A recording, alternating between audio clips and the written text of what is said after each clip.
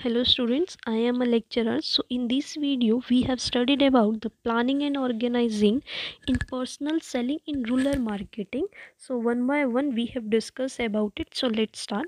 First, meaning of personal selling. Personal selling is a oral presentation in conversation with one or more prospective purchases for the purpose of making sales. It is basically a method of communication and it plays an important role in rural marketing. कि personal selling in rural marketing में क्या मतलब है कि जो personal selling है वो एक ओरल प्रेजेंटेशन होती है, कन्वर्सेशन होती है जिसमें एक या फिर उससे ज़्यादा लोग जो हैं जो प्रोस्पेक्टिव कस्टमर्स हैं वो परचेज़ करते हैं किसी प्रोडक्ट को या बातचीत करते हैं किस पर्पस के लिए उसकी सेल्स को बनाने के लिए उसको बोला जाता है इसमें पर्सनल सेलिंग। ये जो है एक मेथड होता है कम्युनिकेशन करने का, बातचीत करने का, जिसमें जो है ये बहुत ही इम्पोर्टेंट रोल जो है वो प्ले करते हैं। उसको बोला जाता है personal selling in rural market. Next आता है इसमें कि क्या करेक्टरिस्टिक्स है मेरे पर्सनल सेलिंग की। फर्स्ट आता है इसमें पर्सनल फॉर्म की जो पर्सनल सेलिंग है उसमें पर्सनल कॉन्ट्रैक्ट एस्टैब्लिश होता है किसके बीच में, रूरल बायर्स के बीच में और सेल्समैन्स के बीच में। दोनों जो हैं वो एक दूसरे के फेस करते हैं, आपस में एक दूसरे से बातचीत करते हैं और ये जो है टू वे कम्युनिकेशन का प्रोसेस होता है जिसमें वो अपनी प्रोडक्ट को खरीद बेचने की कोशिश करता है और दूसरा उसको खरीदने के लिए काम करता है। तो ये एक पर्सनल फॉर्म होता है। सेकंड आता है क्विक सॉल्यूशन टू क्वायरीज। सो इसमें क्या होता है कि जो रूरल कस्टमर है उनकी सेवरल कुछ क्वायरीज होती है किसके रिगार्डिंग, उस प्रोडक्ट के रिगार्डिंग। तो उस टाइम पर हमें जो है ईजिली उसी टाइम पर एट अ टाइम जो है हमें उन क्वायरीज का सॉल्यूशन भी मिल जाता है। थर्ड आता है इसमें allow adjustment in selling efforts की जो पर्सनल सेलिंग है वो अलाउ करती है सेलमैन को कि वो एडजस्ट करे अपने सेलिंग के एफर्ट्स को उस सिचुएशन के अकॉर्डिंग या फिर उन कस्टमर्स के रिस्पॉन्स के अकॉर्डिंग। जो भी उनके डाउट्स हैं उस प्रोडक्ट को लेकर वो एट अ सेम टाइम पर जो है उसको क्लैरिफाई भी कर दे वहाँ पर।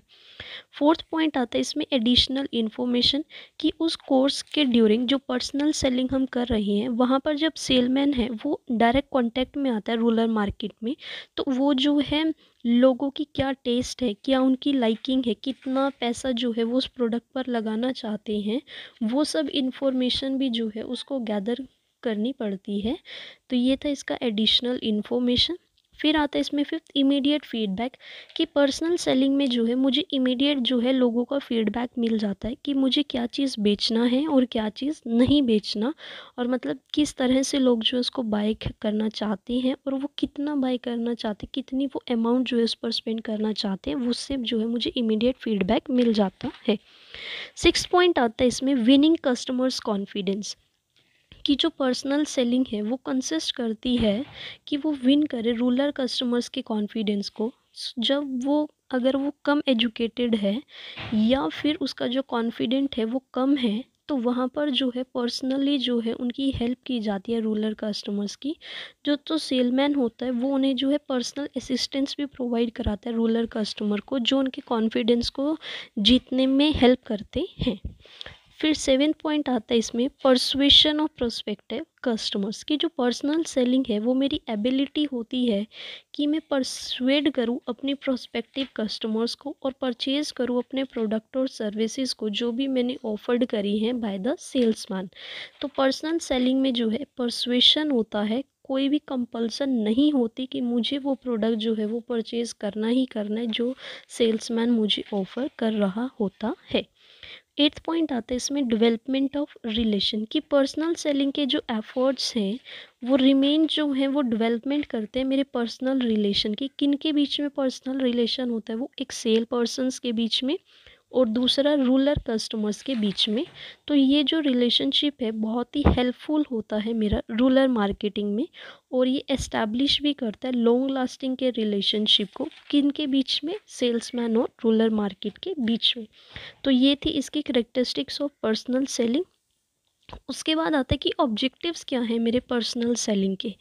फर्स्ट आता है इसमें to build relation with customers, कि पर्सनल सेलिंग जो है वो मेरी हेल्प करती है कि मैं कस्टमर्स के साथ अपना रिलेशन जो है वो बिल्ड कर सकूँ एक लॉन्ग टाइम के लिए। सेकेंड आता है टू डेमोन्स्ट्रेट द प्रोडक्ट, कि जो भी मेरा प्रोडक्ट है, फॉर एग्ज़ाम्पल कि मुझे परफ्यूम सेल करना है और मैं परफ्यूम का डेमोन्स्ट्रेशन देके दिखाऊंगी उनके खुद के परफ्यूम के साथ जो वो यूज़ कर रही हैं, कि कैसे जो है मेरा प्रोडक्ट जो है उनके यूज़ करे हुए प्रोडक्ट से जो है अच्छा है, और वो उनको अपनी तरफ अट्रैक्ट करते हैं और अपने प्रोडक्ट का डेमोन्स्ट्रेट देते हैं। फिर से थर्ड आता है टू प्रोवाइड इन्फॉर्मेशन, कि पर्सनल सेलिंग में मुझे लोगों की पर्सनली जो है इन्फॉर्मेशन भी जो है एडिशनल इन्फॉर्मेशन भी मिलती है, कि वो उनकी क्या परचेजिंग हैबिट्स हैं, उनकी क्या टेस्ट है, उनका क्या लाइकिंग्स है, और वो कितना ख़रीदना चाहते हैं, और वो हाउ मच अमाउंट वो स्पेंड करना चाहते हैं, वो सब मुझे इन्फॉर्मेशन भी मिलती है। फोर्थ आता है इसमें टू क्रिएट इंटरेस्ट, कि अनदर ऑब्जेक्टिव क्या है मेरा पर्सनल सेलिंग का, कि मैं क्रिएट करती हूँ इंटरेस्ट रूरल कस्टमर्स का कंपनी के प्रोडक्ट की टूवर्ड्स। सो इनफैक्ट क्रिएट करना इंटरेस्ट जो है वो साइड बाय साइड चलता रहता है, और वो प्रोडक्ट की तरफ जो है वो अवेयर भी करते हैं अपने रूरल कंज्यूमर्स को। फिफ्थ आता है टू बिल्ड प्रोडक्ट अवेयरनेस, कि जो भी मेरा प्रोडक्ट है उस प्रोडक्ट के टूवर्ड्स जो है मुझे अवेयरनेस भी फैलानी है। ये नहीं है कि वो यूज़ करें और फिर बाद में जो है उन्हें उस चीज़ का नुकसान झुकाना पड़े। तो इस तरह से जब मैं अवेयरनेस फैलाऊंगी तो जो अवेलेबिलिटी होगी मार्केट में, जो डिमांड होगी वो इंक्रीज़ हो जाएगी उस प्रोडक्ट के की। फिर इसमें सिक्स पॉइंट आता है टू स्टिम्युलेट डिमांड, कि जब मेरी नॉलेज इंक्रीज़ होगी, जब मैं लोगों के पास बातचीत करूँगी उनसे मेरी नॉलेज भी इंक्रीज़ होगी मेरे प्रोडक्ट से रिलेटेड, तो उसका यूज़ जो है वो मैं रूरल कंज्यूमर्स के बीच में करूँगी, ताकि जो सेल पर्सन्स है वो स्टिम्युलेट कर सके उस प्रोडक्ट की डिमांड को, और वो कन्विंस कर सके रूरल कस्टमर्स को कि उसको बाय करना है प्रोडक्ट को। और वो जो है बहुत ही इम्पॉर्टेंट ऑब्जेक्टिव बन जाता है मेरा पर्सनल सेलिंग का इन रूरल मार्केट में। सेवेंथ आता है इसका टू कलेक्ट स्टैटिकल डाटा। सो इसमें क्या होगा कि इस फील्ड में जो सेल पर्सन है वो कोशिश करता है कि मैं जितनी भी अपने कस्टमर्स के रिगार्डिंग जो है इन्फॉर्मेशन कलेक्ट कर सकता हूँ मैं उतनी ही करूँगा, कि क्या मेरे कस्टमर का टेस्ट है, क्या उसकी प्रेफरेंस और क्या उसकी हैबिट है, और कैसे वो मार्केट में विज़िट करना चाहते हैं अपने रूरल कस्टमर्स के साथ जो है रेगुलर बेसिस पे उनके साथ मिल के जो है जो भी स्टैटिकल डाटा होगा वो कलेक्ट करने की कोशिश करता है कौन, सेल्स पर्सन। फिर इसमें सो इसके लास्ट पॉइंट में क्या आएगा, टू कीप सेल्स रिकॉर्ड। इसमें क्या है कि ये अनदर ऑब्जेक्टिव है मेरा पर्सनल सेलिंग का, कि मैं जितनी भी कंप्लीट रिकॉर्ड है ट्रांजैक्शंस का उनको जो है इकट्ठा करके रखूँगी। फॉर एग्जांपल कि कितने कस्टमर से मैं मिली और कितनों को मैंने कन्विंस्ड किया, और मेरी आज की सेल्स क्या है, और कस्टमर्स का मेरे प्रोडक्ट के तरफ क्या सजेशन है, उन सब की इन्फॉर्मेशन को जो है वो मैं कलेक्ट करके रखती हूँ। और जो ये रिकॉर्ड है फिर ये कंपनी में भेजा जाता है उसकी रेगुलर इंटरवल्स के लिए। सो ये थे इसके ऑब्जेक्टिव्स। आई होप आपको समझ आए होंगे इसके ऑब्जेक्टिव्स क्या होते हैं। नेक्स्ट आता है इसमें कि क्या प्रोसेस है पर्सनल सेलिंग का रूरल मार्केटिंग के अंदर। ये बहुत ही इम्पोर्टेंट है, इसमें आ भी सकता है, बस आप ध्यान से देखना और बहुत ही ईजी है, आपको समझ आएगा।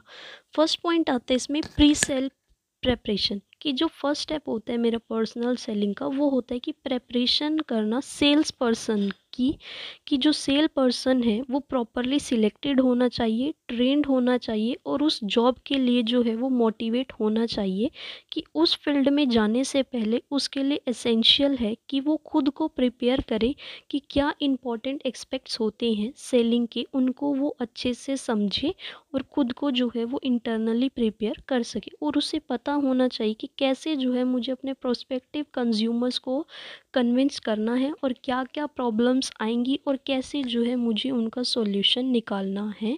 ये था इसका first point, pre sale preparations.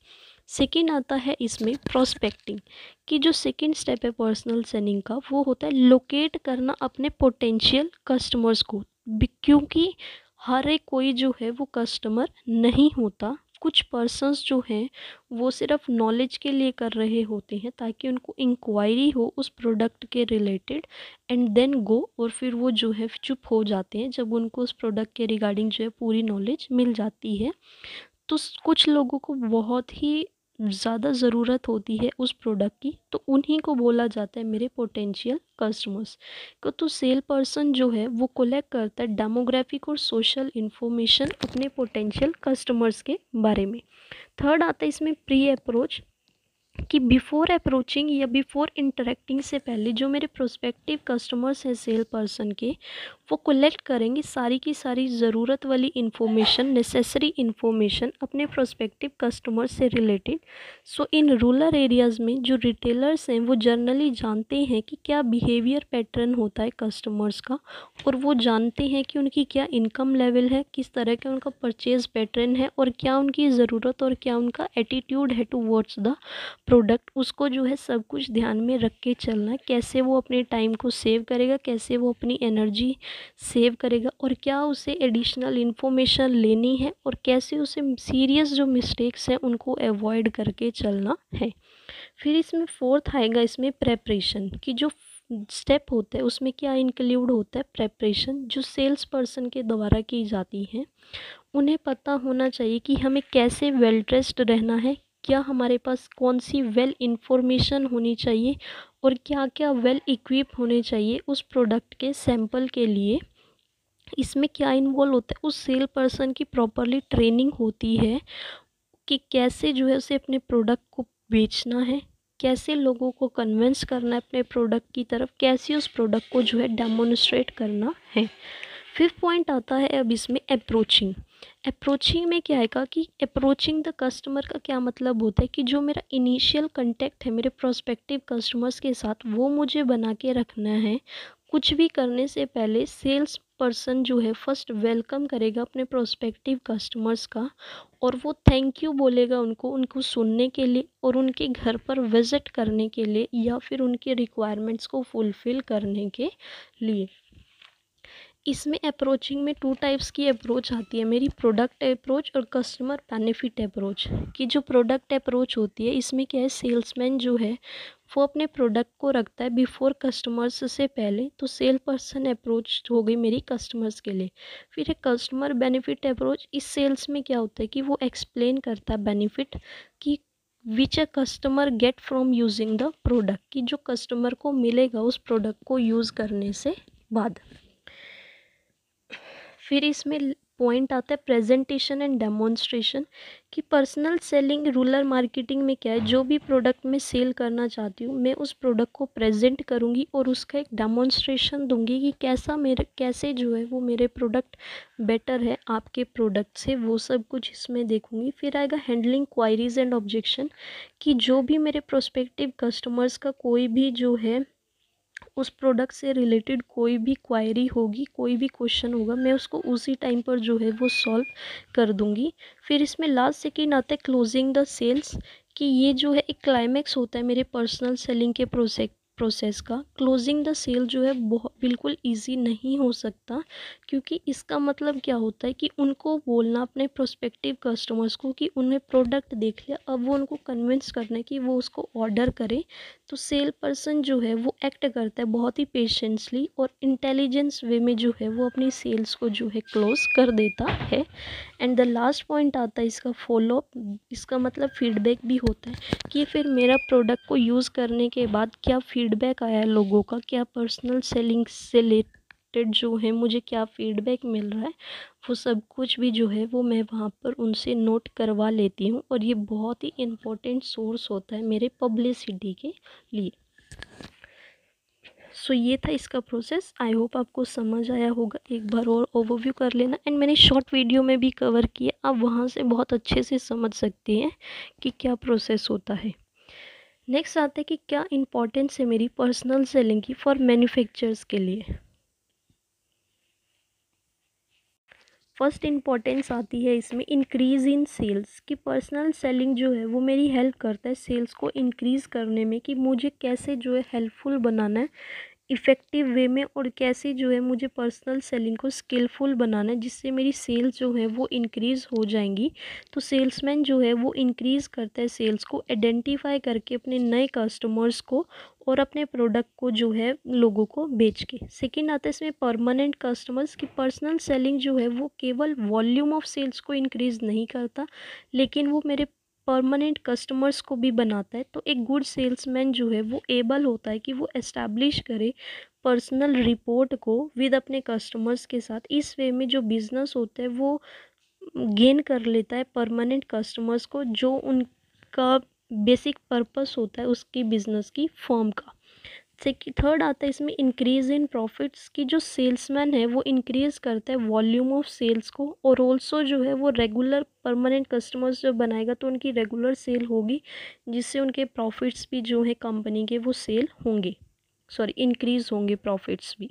Fourth point आता है इसमें मिनिमम वेस्टफुल एफर्ट्स की पर्सनल सेलिंग में बहुत ही कम जो है वेस्ट होता है, बट उसमें एनर्जी और टाइम बहुत ज़्यादा लगता है अपने प्रोडक्ट को कस्टमर्स तक पहुंचाना और उनको लोगों को कन्विंस करना कि वो मेरे प्रोडक्ट को ख़रीदे।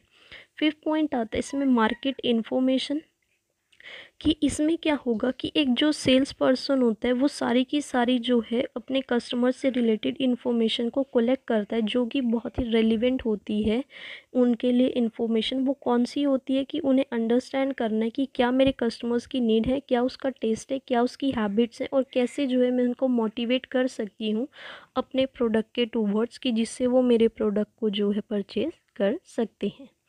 ये थी इसकी इम्पोर्टेंस। आई होप आपको समझ आएंगी। नेक्स्ट आता है इसमें कि क्या लिमिटेशंस है मेरी पर्सनल सेलिंग की। सो इसमें फर्स्ट पॉइंट आता है मेरा हाई कॉस्ट कि पर्सनल सेलिंग में बहुत ही ज़्यादा कॉस्ट इन्वॉल्व होती है, क्योंकि इसमें जो कॉस्ट ऑफ डेवलपिंग है या फिर मेंटेन करना अपने सफिशिएंट सेल को वो बहुत ही ज़्यादा हाई होता है। सम टाइम जिसकी एडवर्टाइजिंग की एक्सपेंसेस होती हैं वो भी बहुत ज़्यादा हाई होती है, तो इसमें हाई कॉस्ट इन्वॉल्व होती है पर्सनल सेलिंग में। सेकेंड आता है इसमें लैक ऑफ एफिशिएंट सेलमैन की गुड और कॉम्पिटेंट सेल पर्सन जो है वो बहुत ही कम होते हैं इसमें, और ये बहुत डिफ़िकल्ट होता है कि मुझे गुड सेल्समैन की रिक्रूटमेंट कर सकूं, जो कि सेल्समैन की पोटेंशियल है और वो उसके अंदर एबिलिटी होती है कि वो सेल कर पाएगा मेरे प्रोडक्ट को। फिर इसमें थर्ड आता है difficulty of reporting at right time कि पर्सनल सेलिंग जो है वो केवल इफ़ेक्टिव नहीं है, बल्कि जो सेल्समैन है वो सक्सीड करते हैं कॉन्टेक्ट करने में अपने कंज्यूमर्स को एक राइट टाइम पर। एग्ज़ाम्पल इसका क्या है कि जब कस्टमर्स जो हैं वो एक पोजीशन पर होते हैं और वो परचेज़ करते हैं प्रोडक्ट को, तो उस टाइम पर बहुत ही डिफ़िकल्ट होता है कि उनका सही टाइम क्या है उस प्रोडक्ट को ख़रीदने का। ये सिंप्लीफाई करता है कि जो एक्सपीरियंस है सेलमैन्स का, कि वो देखे कि किस टाइम पर जो है उसे अपने कस्टमर्स को रिपोर्ट करना है और कब जो है वो अपना प्रोडक्ट अपने कस्टमर्स तक पहुंचाना है।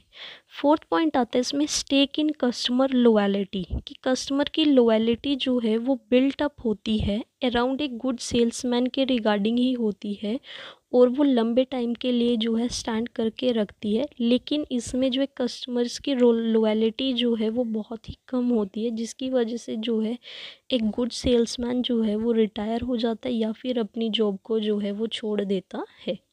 फिफ्थ पॉइंट आएगा इसमें एडमिनिस्ट्रेटिव प्रॉब्लम कि जो पर्सनल सेलिंग है उसमें इन्वॉल्व होता है ज़्यादा से ज़्यादा प्रोडक्टिव प्रॉब्लम्स इम्पर्सनल सेलिंग से ज़्यादा। इसमें क्या जो सॉल्यूशन होगा इस प्रॉब्लम का वो फाइंड आउट किया जाएगा, और जो ओवरलास्टिंग होगी, बिकॉज जो ह्यूमन का कंटेंट है मैनेजमेंट का वो बहुत ही यूनिक होता है, जिसमें एडमिनिस्ट्रेटिव प्रॉब्लम्स जो हैं वो अराइज होती हैं। सो ये थी इसकी लिमिटेशंस। आई होप आपको समझ आई होगी। If you have any doubt you will comment down, I will explain you in another video. और आप इसके साथ साथ जो है शॉर्ट वीडियो में भी देख सकते हैं, वहाँ पर मैंने इसको कवर किया, वहाँ पर आप बहुत ही ईजिली जो है वो कवर कर पाएंगे। So thank you so much. If you like it then please subscribe my channel, like, comment and share. Thank you.